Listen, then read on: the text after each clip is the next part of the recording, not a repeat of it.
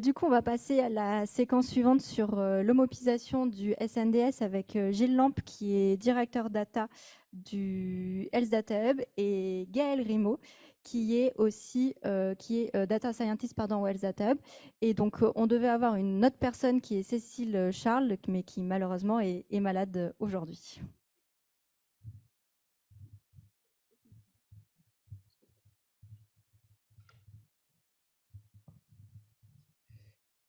Et donc bonjour à tous, merci de participer à l'événement.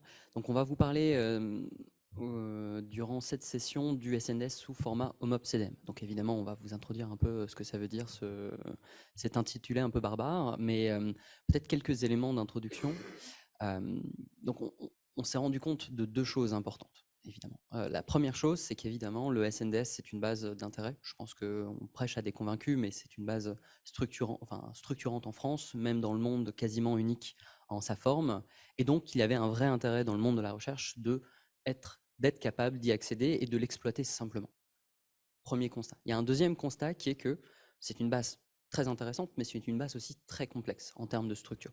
On va en rentrer un peu plus dans les détails, mais donc il y a quand même une barrière d'accès à cette base d'information. Et donc, on a essayé de réfléchir à comment lever, ou en tout cas en partie, cette barrière. Et l'une des réponses, qui est apportée d'ailleurs de manière générale un peu plus internationalement, c'est la standardisation des données. Et donc, on va vous parler ici d'une façon de standardiser le SNDS sur laquelle on a travaillé ces dernières années, donc depuis 1 an et demi, 2 ans, et des résultats qu'on a et des résultats qu'on va partager avec l'écosystème. Alors, la première chose, c'est déjà de bien comprendre ce que c'est finalement l'interopérabilité, la standardisation des données. Alors, deux définitions assez importantes. La standardisation. La standardisation, c'est vraiment l'action en fait de transformer, là en l'occurrence, des données sous une forme qui est standard, donc qui est cadrée, reconnue, et qui peut être ensuite réutilisée. Le standard peut être réappliqué à plein d'autres bases de données, à plein d'autres produits qui nous intéressent, de manière à harmoniser la forme ou harmoniser en tout cas certains aspects de ce produit. L'action de standardiser une donnée, ça va la rendre interopérable. Donc ça va lui donner la capacité en fait de fonctionner avec d'autres produits, avec d'autres logiques, parce qu'on s'appuie sur un modèle, un standard similaire. Donc c'est des notions assez généralistes. On va rentrer un peu plus dans les détails ensuite. Donc évidemment, l'idée de standardiser des données pour les rendre interopérables, c'est pas quelque chose qui est propre au domaine de la santé. Donc c'est une thématique qui a été creusée dans beaucoup d'endroits, dans l'industrie, de manière plus générale, dans les chemins de fer, dans le monde de l'informatique, l'aéronautique. Donc vraiment essayer de créer des bases de données, des produits, des éléments qui répondent à des caractéristiques communes de manière à pouvoir les adresser de manière systématique, simple. Ici, on va s'intéresser, donc comme je le disais, aux données. On va s'intéresser à deux types d'interopérabilité, donc deux façons de standardiser l'utilisation des données.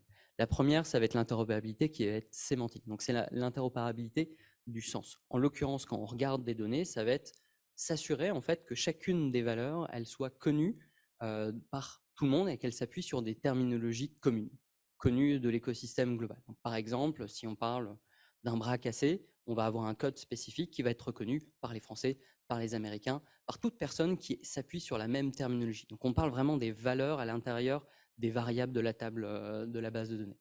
Et on va s'intéresser ensuite à l'interopérabilité syntaxique, qui est plus l'interopérabilité sur la structure. Donc là, en l'occurrence, ça va être le schéma de données, donc la façon de quelles sont les variables, quelles sont les tables. On va s'intéresser à ces deux aspects spécifiquement. Et en l'occurrence, pourquoi on va chercher en fait à standardiser nos données de santé? Donc, si on regarde par exemple une base de données, par exemple une base qui liste un petit peu, enfin une base dans l'hôpital qui liste toutes les informations d'entrée-sortie et des différents actes de soins que les patients ont pu bénéficier. Donc, évidemment, cette information, elle va être similaire dans tous les hôpitaux. Chaque hôpital va avoir ce type d'informations stockées dans ses bases de données. Par contre, on est à peu près certain que dans la grande majorité des hôpitaux, on va avoir une façon de stocker différente. Peut-être qu'on va avoir dans un côté plein de tables différentes pour stocker cette information, dans un autre hôpital des tables vraiment communes. Donc on a la même information, mais on la structure et on la stocke de manière différente. Ce qui fait que si demain on a envie de réaliser un projet s'appuyant sur des données de plusieurs hôpitaux, eh ben on va devoir à chaque fois adapter notre modèle analytique, notre algorithme, à la façon dont on est venu structurer le même type d'information. Donc, l'idée, c'est vraiment d'avoir ce fer à repasser, qui est par exemple un algorithme, et qui va devoir s'adapter en fait à chaque fois à la base de données à laquelle on va venir la brancher. Donc, la même information structurée de manière très différente. L'idée, c'est de venir standardiser la façon dont on vient structurer cette information, standardiser la façon dont on vient la décrire, donc l'interopérabilité syntaxique et sémantique, de manière à ce qu'on puisse venir demain, pour une analyse spécifique, brancher notre algorithme qui s'appuie directement sous une forme de données commune, sur des valeurs communes qu'il est capable de reconnaître, et donc d'être capable d'être bien plus rapide, d'être bien plus puissant quand on réalise ces analyses. Donc c'est vraiment l'allégorie, enfin l'image de le fer à se passer qui est l'algorithme.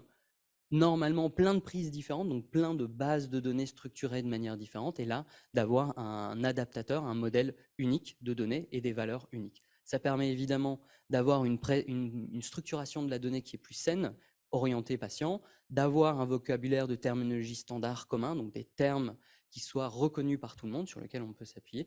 Et enfin, aussi, ce qui est intéressant, c'est que si les données sont structurées de la même manière, sont décrites de la même manière, on est capable de développer des outils qui sont partageables par l'intégralité de l'écosystème. Et donc, si un centre développe un certain outil, étant donné que l'autre centre s'appuie sur le même modèle de données, il peut réutiliser ces outils. Et donc, on a une vraie communauté qui se crée autour de ça.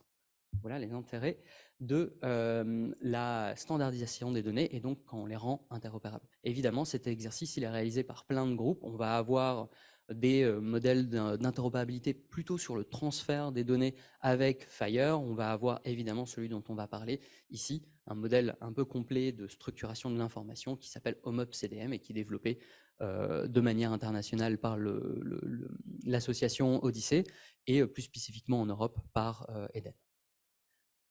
Et donc,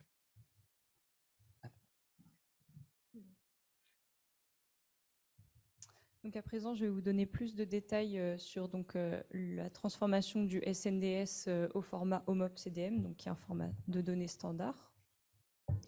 Donc tout d'abord, quelques rappels sur le SNDS, même si Tim en a déjà parlé tout à l'heure. Donc le SNDS, c'est la grande base médico-administrative de l'assurance maladie. Il est composé de 3 parties principales, donc le SNIRAM qui contient les données issues des remboursements de l'assurance maladie, le PMSI qui va plutôt comporter les données de consommation de soins en établissement hospitalier, et le CEPIDC, donc qui contient les causes médicales de décès issues de l'INSERM. Donc, le schéma relationnel du SNDS, c'est un schéma qui est très complexe, comme vous pouvez le voir sur ce schéma. C'est une base de données qui est très volumineuse, qui est constituée de plus de 180 tables et 4500 variables, et ça représente tout de même 1,2 milliard de feuilles de soins par an. Donc, on a choisi le format HOMOP-CDM comme format de standardisation du SNDS pour plusieurs raisons. Donc, ça va permettre de diminuer considérablement le nombre de tables d'intérêt. Donc, on a seulement 14 tables principales dans ce format. Au niveau européen, il y a déjà 23 pays qui sont engagés dans la standardisation de leurs données vers ce standard. Et ça représente plus de 100 sources de données différentes. Donc, ce format standard, il utilise des vocabulaires et des terminologies standards, ce qui va permettre de rendre les bases de données interopérables. Et ça regroupe une large communauté d'utilisateurs. Donc, il y a des librairies, des programmes, des méthodes qui sont partagées entre tous ces utilisateurs-là. Donc, un peu plus de contexte sur ce projet. Donc, le Health Data Hub, il a été 2 fois lauréat d'appel à projet lancé par le consortium européen EDEN. Donc, ce consortium, il accompagne ses partenaires à standardiser leurs données vers le format HOMOP. Donc, il y a eu un premier appel à projet qui a été lancé à l'été 2020 dans le contexte de l'épidémie de Covid. Il a concerné les données du SNDS Fast Track. Donc, c'était pour des patients qui avaient reçu un diagnostic hospitalier de Covid-19. Donc, seulement pour les années 2019 et 2020. Et enfin, un deuxième appel à projet avait été lancé en décembre 2021. Donc, cette fois, c'était dans un contexte d'élargissement de l'étude. Et cette fois, ça concerne donc, les années 2015 à 2021 et sur une cohorte de plus de 3 millions de patients. Donc, ce projet de standardisation, il mobilise plusieurs compétences et donc plusieurs collaborateurs, donc des data ingénieurs, des data scientists, des internes en médecine, donc le consortium EDEN dont j'ai parlé, et bien sûr des experts du SNDS. Donc, le processus de standardisation du SNDS au format OMOP-CDM, c'est un processus itératif qui est composé de 3 étapes principales. La première, c'est d'écrire des règles de correspondance en langage naturel. Donc, lors de cette étape, on discute beaucoup avec les experts SNDS qui ont une connaissance approfondie des données sources, et on discute aussi avec le consortium EDEN qui nous donne des pistes sur l'utilisation du format OMOP. Une fois que ces règles elles ont été validées par toutes les parties, il s'agit de les coder, d'écrire des scripts. Donc pour nous, c'était en SQL. Et une fois que la base de données a été standardisée, elle peut être validée avec des tests de qualité. Et en fonction des résultats, on peut parfois écrire des corrections donc sur les règles ou bien sur les scripts de codage. Donc, lorsqu'on écrit des règles de correspondance entre les données sources et le format standard, on est amené à se poser tout un tas de questions qui peuvent être de difficultés plus ou moins avancées. Donc, par exemple, si on se demande comment savoir si un patient est décédé à l'hôpital, c'est une question assez simple parce qu'il y a déjà un champ dans le SNDS qui est dédié à cette question. Une question de difficulté intermédiaire, ça serait par exemple comment on peut identifier une visite de manière unique dans le SNDS. Bon, bah, là, on a besoin de 10 champs différents, donc l'identifiant d'une personne, par exemple, les dates de la visite, le site de soins, etc. Il y a aussi des questions qui sont plus compliquées et parce qu'elles demandent une connaissance plus approfondie du SNDS. Donc, par exemple, on sait que le SNDS est divisé en l'occurrence entre le PMSI et le DCIR. Il y a des informations qui remontent dans les deux produits et on veut que dans les données cibles, on n'ait qu'une seule information qui soit récupérée. Donc pour ça, en l'occurrence, on a supprimé certaines données du DCIR qui remontaient dans le PMSI, donc en se basant sur la catégorisation des sites de soins. Donc, une fois que les règles en langage naturel sont écrites, donc on procède à l'implémentation du processus de l'ETL. Donc, pour rappel, c'est un processus qui est divisé en 3 étapes. La première partie, c'est l'extraction donc des données. Donc, là, c'est sur le portail de l'assurance maladie. Ensuite, la partie transformation, ça correspond à la partie standardisation des données, donc du SNDS vers OMOP. Donc, pour ça, on a utilisé un outil open source qui s'appelle DBT, et qui permet de créer des modèles qui matérialisent ces modèles en table ou en vue dans le système de gestion de base de données. Donc pour nous, c'était Postgre. Et enfin, ces données, elles sont chargées sur un espace projet dans le cadre d'accomplissement d'un projet sur la plateforme du HDH. Et à terme, ces données homopisées, elles seront disponibles sur le catalogue du Health Data Hub. Donc, tout au long de la transformation de l'ETL, on a travaillé avec des outils open source qui ont été développés par la communauté Odyssey qui a créé le format OMOP-CDM. Donc, ça va de la conception de l'ETL à l'exploration des données. Et dans la partie 4, je reviendrai un peu plus précisément sur des exemples d'outils de qualité. Donc, le format OMOP-CDM, il se base sur l'utilisation de vocabulaire et de terminologie commune dont on a parlé, comme par exemple SNOMED City, LOINC ou bien RxNorm. Donc, c'est un aspect qui est vraiment clé dans la standardisation. Et dans le SNDS, il y a plus de 80 000 concepts qui sont utilisés pour décrire les procédures médicales, les diagnostics, les médicaments. Et tout l'enjeu, ça a été de traduire ces vocabulaires locaux vers les vocabulaires standards utilisés dans OMOP. Donc, cette procédure, elle a été réalisée en 3 étapes. Donc, il y a d'abord un interne en médecine qui a été mobilisé grâce à ses compétences médicales, donc qui a fait un alignement sémantique des libellés des codes vers les standards. Ces alignements, ils ont été relus par un deuxième interne en médecine. Et donc, toute cette méthode, elle a été validée par la communauté Odyssey. Et donc, ce processus a fait appel à plusieurs contributeurs, donc Bordeaux Pharmacoépi, le Health Data Hub, la communauté Odyssey, et donc les internes en médecine qu'on remercie bien. Maintenant, je vais vous parler d'un exemple de contrôle qualité de ces données sur un exemple de projet du Health Data Hub. Donc, il s'agit du projet glucocorticoïdes. Donc, c'est une étude observationnelle fédérée qui a été conduite au niveau européen par l'EMA. Et donc, en France, c'est PEL Lyon et IQVIA qui ont été chargés de l'étude sur des données SNDS, et c'est le Health Data Hub qui a été chargé de homopiser ces données. Et donc, l'homopisation de ces données SNDS a permis de réduire par 7 la taille de la base de données. Donc, c'est assez impressionnant. Et on est passé, par exemple, de 210 gigaoctets de données à seulement 33. Et ça permet de centrer les données sur le patient. Donc là, c'est des exemples de statistiques qu'on peut obtenir avec l'outil de qualité Achille développé par Odyssey. Donc on peut avoir par exemple, c'est des outils qui sont assez visuels, assez graphiques. Donc la répartition par sexe par exemple.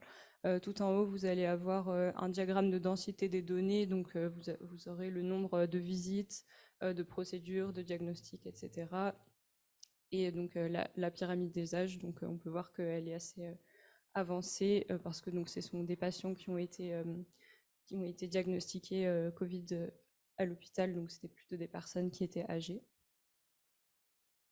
Ensuite, un deuxième exemple de choses qu'on peut obtenir avec Achille, donc des statistiques plus centrées par concept standard. Donc ici, c'est sur le détartrage et le polissage des dents.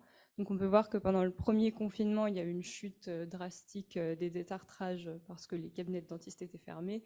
Et on peut aussi remarquer quelque chose qui est amusant, c'est qu'au mois d'août, il y a une chute aussi des détartrages parce que les Français ont un peu d'autres préoccupations que des détartrages des dents. Enfin, maintenant, quelques éléments sur la stratégie d'ouverture de ces travaux. Donc, les règles de correspondance entre les données sources et le format OMOP sont disponibles sur le site de la documentation SNDS du Health Data Hub. Donc, par table, on a écrit la manière dont on avait construit la table à partir des données sources, avec les filtres, les variables qu'on a utilisées. Donc là, les suggestions d'amélioration sont possibles en créant des issues via GitLab. Et donc, je rappelle que ces règles, elles ont été écrites sur le SNDS Fast Track. Donc, elles seront améliorées par la suite pour le SNDS en entier. Et les scripts qui ont permis le développement de la standardisation sont disponibles aussi sur le GitLab du HDH. Donc ces scripts, encore une fois, ils sont vraiment adaptés au SNDS Fast Track, donc ils ne peuvent pas être directement applicables sur le SNDS total. Et encore une fois, si vous voulez faire des suggestions, c'est possible via la création d'issues. Maintenant, concernant l'ouverture des alignements de terminologie, c'est encore en attente. Donc le Health Data Hub est en attente de la signature du contrat entre SNOMED CT et la France. Donc la licence viendra un peu plus tard. Et en attendant, il y a aussi un article scientifique qui est en cours d'écriture sur la méthode employée. Et c'est un travail qui a été réalisé en collaboration avec Bordeaux Pharmacoépi. Donc pour conclure, un petit rappel des forces du format OMOP CDM. C'est un format qui est centré sur le patient, donc c'est bien plus simple de reconstruire un parcours de soins par rapport au SNDS classique. C'est un format qui est open source, donc la documentation sur ce format, elle est très accessible. Et il y a une large communauté qui utilise ce format, donc il y a beaucoup d'outils, de méthodes qui sont partagées entre les différents utilisateurs, et c'est facile de mener des études statistiques assez basiques sur les données standards. Concernant donc l'ouverture des travaux, le code de l'ETL est disponible sur le GitLab du Health Data Hub. La documentation en langage naturel est disponible sur le site de la documentation SNDS. Donc ces deux aspects, ils concernent uniquement le SNDS Fast Track pour le moment. L'ouverture des terminologies, elle est en cours. Et donc pour résumer tout ça, donc les travaux ont été finis sur le SNDS Fast Track et on est encore en train de travailler donc sur la version élargie de cette étude donc pour les années 2015-2021, avec une cohorte de 3 millions de patients. Voilà, merci. Est-ce que vous avez des questions à nous poser?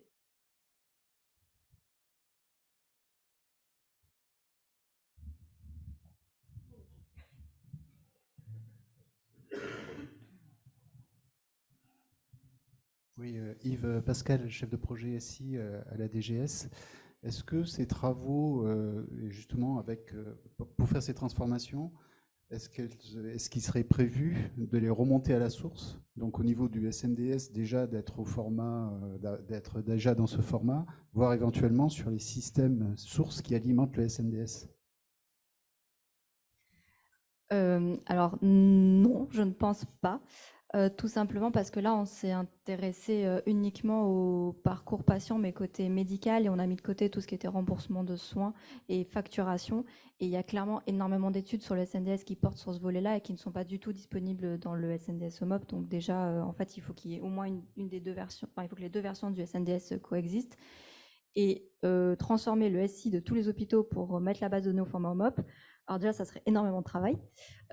Ensuite, pour tout ce qui est terminologie, nous, on a quand même la chance d'avoir des terminologies qui sont gratuites pour tout ce qui est, par exemple, les codes CCM. C'est pas du tout le cas pour SNOMED, qui coûte quand même extrêmement cher. Puis en plus, OMOP est quand même très bien pour pouvoir faire des études qui sont sur, par exemple, calculer une incidence nationale. Si on veut suivre à l'échelle d'un établissement qu'est-ce qui se passe et qu'est-ce qui se passe dans telle chambre et les détails en fait du parcours de soins du patient, c'est un format qui n'est pas très bien adapté. Alors, peut-être pour compléter la question, effectivement, hein, sur la partie SI des hôpitaux, il y a quand même un vrai changement de paradigme à opérer si jamais on voulait passer sous format OMOP CDM. Par contre, il vient d'y avoir un appel à projet pour financer des entrepôts de données de santé au niveau national, donc au niveau des différents centres locaux. L'une des propositions de cet appel à projet était évidemment de s'assurer en fait que les données stockées dans ces entrepôts de données de santé soient standardisées. Et il se trouve que OMOP étant une référence au niveau mondial, vu qu'il y a à peu près 900 millions de patients uniques stockés dans des bases sous format OMOP, quasiment 1 milliard, beaucoup d'établissements ont proposé en fait de mettre leurs données sous format OMOP CDM. Donc ça ne sera pas exactement dans les SI, mais au moins dans le monde de la recherche, l'utilisation secondaire des données de santé, il se trouve que ce format gagne du terrain en France. Merci. J'en profite peut-être sur On a le temps, hein, on ouais, a pour 7 une minutes de autre questions. question au niveau de la qualité de la donnée. Là aussi, donc c'est à la source. Est-ce qu'on a, on n'a pas forcément un indice de qualité sur chaque donnée et par rapport à la conformité de cette donnée. Donc, je ne sais pas comment vous arrivez à identifier, de dire, OK, il y a eu ces extractions, mais en fin de compte, est-ce que mes données sources étaient véritablement fiables? Les tests de qualité, en l'occurrence, ils portent sur plusieurs critères, mais pas forcément sur la validité des données sources. On a par exemple un critère de plausibilité médicale. Par exemple, on va calculer le nombre de femmes qui ont le cancer de la prostate, par exemple. On va avoir la conformité, donc l'adéquation des données au schéma standard OMOP et le remplissage des différents champs, mais vraiment sur le standard plutôt que sur les données sources. Patrick ou Maxime? Très bien. Maxime Berger, je travaille à l'adresse. Est-ce que du coup, il y a une volonté de rendre rétrocompatible avec le format SNDS pré-OMOP, quoi? Dans le sens où si on se met à partager pas mal de codes de programmes qui vont taper sur les données version SNDS, c'est dommage de perdre de pouvoir pas réexécuter ça avec le format SNDS OMOP. Est-ce qu'il y a eu des réflexions un peu autour de ça pour s'assurer qu'on puisse réutiliser au maximum, disons, les travaux qui ont déjà été effectués dans le monde pré-OMOP CDM? Je pense qu'il y a un premier point, c'est que les deux versions vont coexister. L'idée est vraiment pas de remplacer le SNDS en format historique par le SNS sous format OMOP. Loin de nous l'idée de faire ça, mais plus d'offrir deux possibilités. Et donc, l'écosystème qui a l'habitude et qui a envie d'utiliser le SNS sous format historique pourra le faire, continuer à utiliser les outils. Et une partie de l'écosystème qui est peut-être intéressée aussi parce qu'ils vont vouloir faire des collaborations internationales ou bénéficier de l'écosystème d'outils déjà développés sous format OMOP pourra à ce moment-là utiliser cet écosystème d'outils. Et après, effectivement, il va y avoir des logiques aussi d'algorithmes qui seront d'intérêt et notamment d'intérêt au niveau de la traduction d'un modèle vers l'autre. Et à ce moment-là, il faudra se poser cette question en fonction de l'utilisation du SNS sous format OMOP quand il sera disponible, s'il n'y a pas une logique de traduction d'un format vers l'autre, parce qu'on considère que ces codes-là, que ces programmes sont structurants et que les deux modèles sont extrêmement utilisés. Et donc, il faut s'assurer que que ces outils soient utilisables sous ces deux modèles-là. Donc, premier temps, mettre à disposition les deux modèles de données, s'assurer qu'ils soient tous les deux disponibles et donc qu'on ne réduise pas finalement l'intérêt des outils déjà développés. Et dans un second temps, en fonction de l'intérêt du modèle OMOP et en fonction de l'importance des outils, pourquoi pas rentrer dans une logique de traduction pour vraiment avoir deux versions disponibles. Je vais prendre une question dans le chat. Merci Gilles. En fait, c'est deux questions. La AP Eden précise qu'on doit travailler avec une SME certifiée Eden, avec qui vous travaillez, ou bien avez-vous pu tout faire en interne? Garde-t-on la notion de DP, DR, DAS, TUPMSI dans OMOP? Je peux répondre si vous voulez. Alors, pour les SME, non, on a travaillé tout seul pour le premier projet, puisque c'était un appel à projet pour le Covid. Donc en fait, on a eu de l'aide d'Eden pendant 2 ans, tous les mardis après-midi avec Odyssée. Ils nous ont expliqué ce qu'était le format OMOP et nous, on leur a expliqué difficilement en anglais ce qu'était le SNDS jusqu'à arriver à trouver des recoupements et à pouvoir lancer les travaux. Donc non, sur les premiers travaux, on a été accompagné par Eden et Odyssée. Sur la notion de diagnostic primaire associé, etc., oui, ils sont bien gardés dans le PMSI, dans la table Visit Detail pour la précision.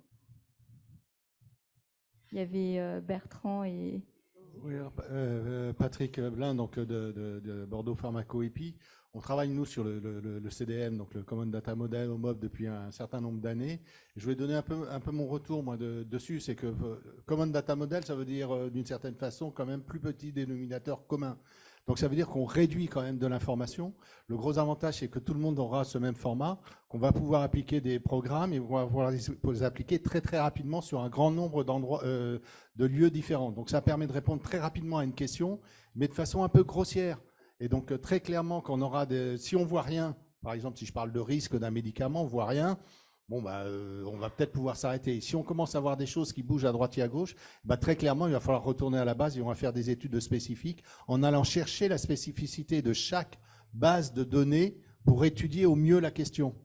Donc, en France, je veux dire, c'est tout bête, on a les ALD, on est un des rares pays à avoir ce type d'éléments. Donc, c'est une information qu'on a, on va la mettre un petit peu dans le CDM, mais pas complètement et pas de la même façon que les autres. Elle ne veut pas dire la même information. Donc, chaque base et chaque élément n'a pas tout à fait la même notion. Donc, le CDM et OMOP, ça va être utilisé énormément, ça va permettre de répondre très, très vite. D'où une deuxième question de ma part derrière, c'est quand est-ce que vous allez homopéiser le SNDS? Est-ce que c'est tous les mois au fur et à mesure? Ou est-ce que vous allez attendre 2 ans que toutes les données soient bien stabilisées et que toutes les données soient rentrées pour faire pour l'homopéiser? Donc, il y a un problème de temporalité, à mon avis, pour appliquer le Common Data Model sur le SNDS. Et clairement, il faudrait le faire le plus tôt possible, pouvoir participer à toutes ces études au niveau international, parce que la question va arriver et lorsque tout est prêt, c'est homopéisé, on lance les programmes et en 1 mois, et parfois même en 48 heures, puisque je pense que vous connaissez ce principe on se réunit à une petite cinquantaine de chercheurs, on prend les bases, on lance, on fait tout un truc et on fait une analyse d'un sujet complet en l'espace de 48 heures avec une cinquantaine de chercheurs en un lieu. Donc je sais plus comment ils appellent ça, j'ai oublié le nom. Voilà, c'est redoutable, mais il faut avoir des données récentes, on ne prend pas les données d'il y a 10 ans. Donc voilà, il y a un problème dans l'idée, je pense, du SNDS et d'OMOP. Il y a une réflexion à se faire sur quand est-ce qu'on applique le schéma OMOP sur les données SNDS. On va prendre une dernière question, Bertrand, et après une dernière question dans... Ouais, je vais peut-être juste ajouter un commentaire par rapport aux informations qui ont été partagées. Évidemment, on est bien conscient que dès qu'il y a standardisation, dès qu'il y a changement de modèle, il y a perte d'informations. On va devoir faire rentrer des informations dans un modèle prédéfini qui n'a pas été designé spécifiquement pour cette base, et donc il y a un peu de perte. On gagne évidemment dans la capacité à bénéficier d'un modèle commun, donc d'outils communs et une rapidité d'exécution, mais on va perdre un peu en sens. Et c'est aussi pour ça qu'il va falloir y avoir une vraie réflexion sur, il n'y aura pas qu'un seul modèle, il y aura peut-être plusieurs modèles standardisés en France sur des sujets un peu génériques, par exemple OMOP, sur des sujets plus spécifiques. Et donc, il faudra trouver le standard qui répond plutôt à ces questions très spécifiques. Et dans certains cas où aucun standard finalement permet de capturer l'information comme il faudrait sans trop la dénaturer, s'appuyer sur les bases sources. Et il y aura évidemment une logique et peut-être à décrire de, vous avez une question générique, parfait, utilisez des modèles peut-être standardisés parce que ça va vous permettre d'aller vite. Peut-être que vous avez déjà les outils à disposition pour y répondre. Si vous avez une question spécifique, mais dans un domaine spécialisé, par exemple, la cancérologie, etc., et qu'il vous faut des données structurées d'une manière un peu spécifique, il y aura un modèle plus adapté à ce propos. Et enfin, sinon, les données sources pour vraiment être capable d'être au plus près de l'information, comme elle a été en tout cas capturée par le système de santé. Donc vraiment une toute dernière question, parce qu'on a 3 minutes de retard.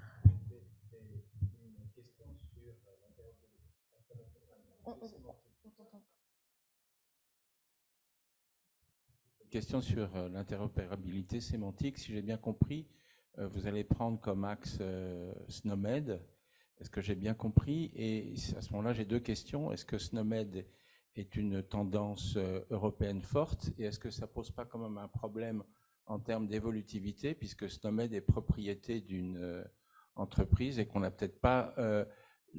on n'aura peut-être pas la main pour le faire évoluer comme on le souhaiterait. Comment vous voyez ça? Puisque je suis médecin et l'interopérabilité sémantique, c'est un point absolument fondamental.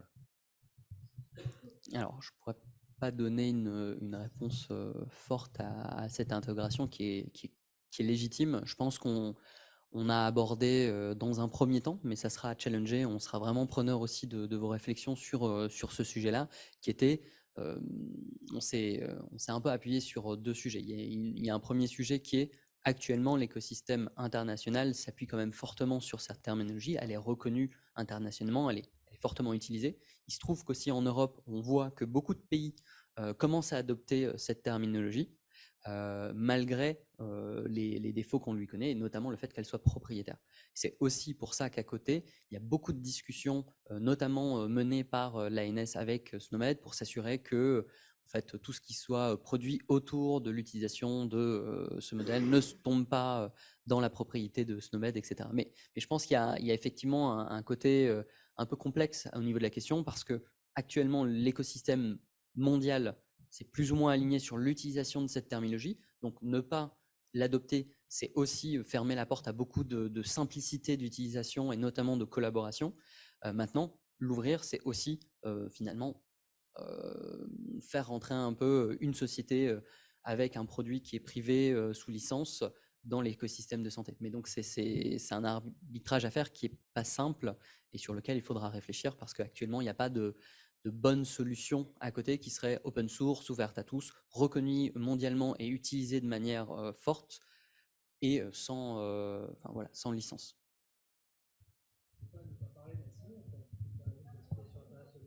Oui, mais c'est pas du tout...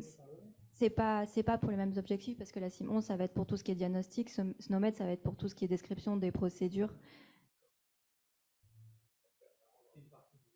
Ah oui, non, mais nous, on a gardé la CIM11 quand on peut garder la CIM11. Hein, on n'a pas cherchait à enlever la SIM 11 ou la SIM 10, c'était vraiment pour tout ce qui était, par exemple, alignement des codes de CCM vers la SNOMED, où là, avec OMOP, on était obligé d'aligner vers la SNOMED.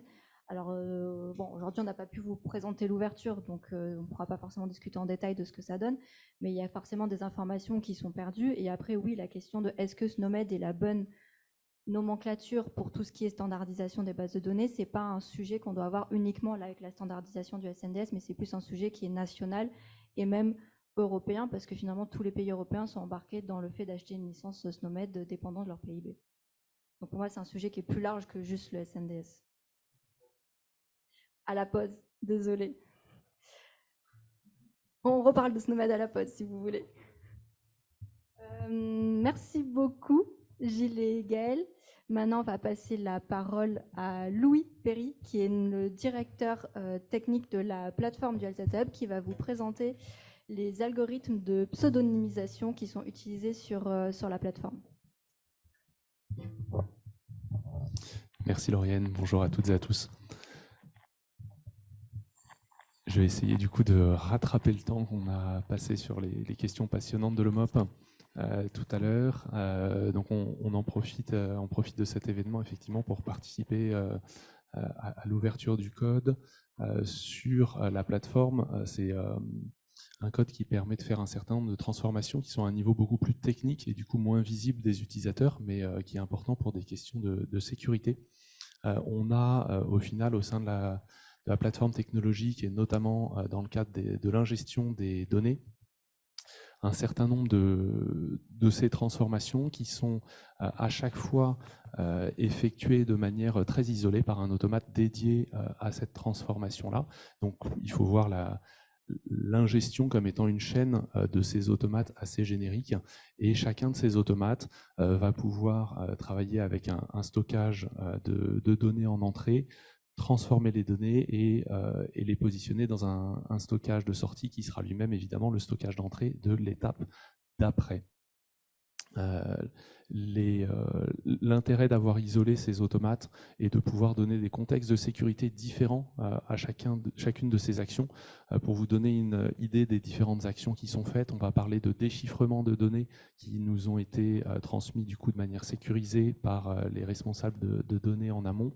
On va parler également de pseudonymisation, de repseudonymisation. Donc les données arrivent sur la plateforme technologique déjà pseudonymisées. Pour des raisons de sécurité, on va appliquer un nouveau masquage de pseudonyme, c'est-à-dire pouvoir changer le pseudonyme avec les mêmes règles au final que de la pseudonymisation initiale, c'est-à-dire des algorithmes cryptographiques irréversibles qui nous permettent de réduire les impacts en fait en cas de fuite de données, qu'elles soient unitaires ou un peu plus volumineuses. On a donc sur le schéma sur la droite, donc on revoit cette partie automate totalement isolée. Donc en termes de réseau, là on parle un petit peu plus technique que fonctionnel et j'en suis désolé. L'élément important est évidemment la partie HSM. Le HSM, c'est un hardware software module, c'est en gros un coffre-fort numérique dans lequel on va pouvoir positionner des secrets et ce module de sécurité a des propriétés intéressantes dans la mesure où il va pouvoir utiliser des secrets mais sans être en capacité de sortir les secrets, et donc on ne peut pas avoir une fuite de ces secrets. Les secrets qui sont stockés dans ces modules-là sont par exemple des clés de chiffrement ou des clés de pseudonymisation. Très rapidement, une petite liste des différentes transformations que l'on va faire dans le cadre de l'ingestion des données. Donc on a toute une partie de déchiffrement et vérification des signatures. Donc là on utilise du GPG, c'est un protocole de chiffrement ouvert et qui nous permet de travailler directement avec les responsables de données sur un mode de chiffrement commun. On va avoir des notions de masquage irréversible et réversible. Dans certains cas, on a besoin de pouvoir avoir une action de réversibilité sur ces masquages. Et on va avoir ensuite des chiffrements internes. AES est un protocole de chiffrement symétrique qui permet de chiffrer des grosses volumétries de données avec des performances qui sont acceptables.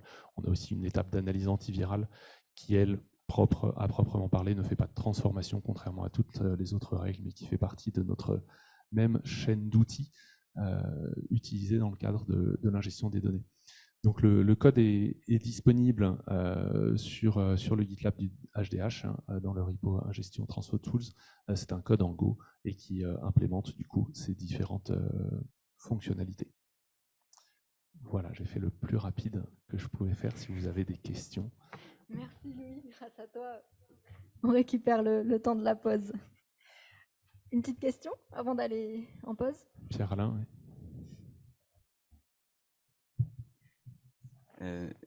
Première question rapide, est-ce qu'il y a une documentation associée mais qui va avec la suite de la question, c'est est-ce que vous attendez qu'est-ce que vous attendez en nous l'ouvrant? Est-ce que vous attendez à ce que d'autres gens s'en servent? Est-ce que vous avez déjà identifié à qui ça pourrait servir? Alors, il y a une documentation, pardon, c'est essentiellement l'esprit de la question, quoi. Ouais. Il y a une documentation qui va avec le code qui est assez rudimentaire et qui ne rentre pas dans tous les détails. Pour l'instant, on le partage surtout pour une question de transparence et on n'a pas encore réfléchi aux réutilisations possibles. En revanche, si on a effectivement des personnes qui sont intéressées pour réutiliser ce genre d'outils, il faudra peut-être faire un effort pour que ce soit réutilisable de manière plus simple dans d'autres contextes. Une autre question? Albert? Merci Louis. Alors, pour des gens qui sont un peu vieux... rapproche ton micro. Et pour des gens qui sont un peu vieux, Louis, tu peux nous donner quelques informations autour de Go? Moi, je connaissais le jeu. Alors, c'est effectivement le nom d'un jeu. C'est un langage de programmation objet qui a été développé par Google il y a une petite dizaine d'années maintenant, qui s'inspire du C, même s'il n'a pas toutes les propriétés et qui permet d'avoir à la fois, on va dire, c'est un langage plus moderne que le C et du coup un petit peu plus simple à manipuler, plus outillé aussi. Mais qui permet d'avoir des bonnes performances quand on veut faire des opérations un petit peu intensives. Là, au final, dans chacune de nos usages, sont toujours les mêmes opérations qui sont faites, mais potentiellement sur des volumes de données relativement conséquents. C'est un langage communément utilisé aujourd'hui pour faire des sites web, mais aussi pour faire des applications de traitement de données un peu plus binaires. Il y avait une question dans le même genre. Pourquoi le langage Go, s'il vous plaît? Mais je pense que tu as répondu partiellement. Alors, je n'ai pas répondu au pourquoi. Le pourquoi d'un langage en informatique, c'est toujours un sujet. Moi, j'y vois deux axes pour commencer à y répondre. Le premier, c'est le temps qu'on va passer à maintenir le code et les performances qu'on attend de ce code-là. Et le deuxième, c'est la question de la disponibilité des programmeurs. Si on prend un langage un petit peu trop éclectique ou un peu moins usité, ça va être difficile de trouver des ressources qui peuvent travailler dessus. Aujourd'hui, dans le monde de la tech, Go fait partie des langages très présents sur les développements actuels. Et c'est un des éléments qui a drivé le choix, effectivement. Et donc, en fait,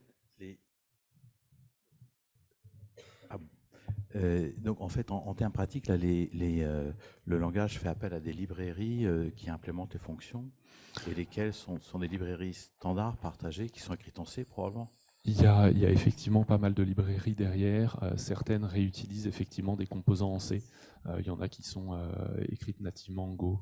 Je n'aurai pas le détail de toutes les librairies en tête, mais on va retrouver la même chose qu'en Python, ou pareil, hein, les librairies s'appuient souvent effectivement sur des binaires en C en amont. La grosse différence entre Go et Python est que Go est un langage compilé. Du coup, il se rapproche plus du C, il est fortement typé et compilé. Une dernière question et après on part en pause. Oui, toutes ces transformations sont séquentielles et donc quel est le temps d'exécution de bout en bout? Alors le temps va dépendre énormément de la volumétrie, évidemment. Ces transformations sont effectivement séquentielles. Elles sont séquentielles par fichier. On a aujourd'hui sur les données qu'on ingère, on va avoir des données de typologies différentes. On va avoir des données comme la base principale du SNDS, dont on a parlé tout à l'heure. On va aussi avoir des données sous forme d'image ou sous forme de texte. Donc on va gérer les différents sujets. Suivant le type de données, on va avoir des fichiers de taille différentes, et là c'est plus une question de taille de fichier unitaire. Ensuite, notre architecture derrière permet de traiter quand on a plusieurs fichiers, il permet de les traiter en parallèle. Donc le temps cumulé de traitement peut être assez vite parallélisé. Aujourd'hui, grosso modo, sur les différents projets qu'on héberge sur la plateforme, à un niveau technique, on est sur 2 ou 3 jours de transformation quand on a des volumes conséquents. Quand je parle de volume conséquent, je parle de moins de 10 Tera, on va dire, entre 1 et 3 Tera. On va avoir, en délai purement technique, on est à 2 ou 3 jours de traitement en général. En sachant jusqu'à présent, ces délais-là sont largement acceptables par rapport à toute la partie gouvernance de ces imports qui prend encore pas mal de temps. On pourrait démultiplier encore un peu plus et paralléliser plus certaines des actions pour réduire ces délais-là si besoin.